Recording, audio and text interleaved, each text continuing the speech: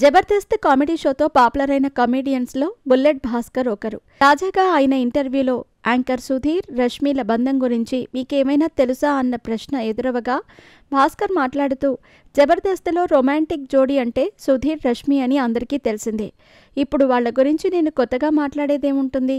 నా నోటితో నేను ఏదైనా చెబితే అది ఒక తమ్లైన్గా వాడుకొని యూట్యూబ్లో వేసి సుధీర్, రష్మిల పెళ్లి గురించి భాస్కర్ మాట్లాడాడు అంటూ రచ్చ చేయటానికి ఇలా అడుగుతున్నారా? మరి మధ్య ఏముంది అన్నది అందరికీ తెలిసిందే. కొత్తగా నేను చెప్పేదంటే ఏమీ ఉండదు అని భాస్కర్ తెలిపారు. ఈ వీడియో చూసిన వారంతా సుధీర్, రష్మి లవ్ స్టోరీ ఎప్పటికీ అలా కంటిన్యూ అవుతూనే ఉంటుంది అంటూ కామెంట్స్ చేస్తున్నారు. ఇంకా భాస్కర్ మాట్లాడుతూ, జబర్దస్త్ షోలో ఎప్పటికీ కొనసాగుతానని, షో ఉన్నంత వరకు నేను వేరే ఆఫర్స్ గురించి ఆలోచించాల్సిన అవసరం లేదని, షోను పైకి తీసుకురావటానికి మా టీం మెంబర్స్తో పాటు నేను కృషి చేస్తున్నాను.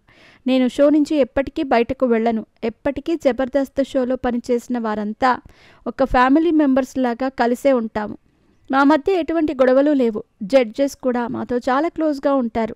రోజా గారు, మను సార్, నాగబాబు గారు, ఇలా జడ్జిగా వచ్చిన సెలబ్రిటీలందరూ మమ్మల్ని వాళ్ళ సొంత మనుషుల్లాగే చూసుకుంటున్నారు. ముఖ్యంగా మను గారు చాలా పాజిటివ్గా అందరితో క్లోజ్గా ఉంటారు అని భాస్కర్ తెలిపారు. షో యాంకర్గా రేష్మి వ్యవహరిస్తున్నారు. దాదాపు ఈ షో ప్రారంభమై 12 ఏళ్ళు అవుతుంది.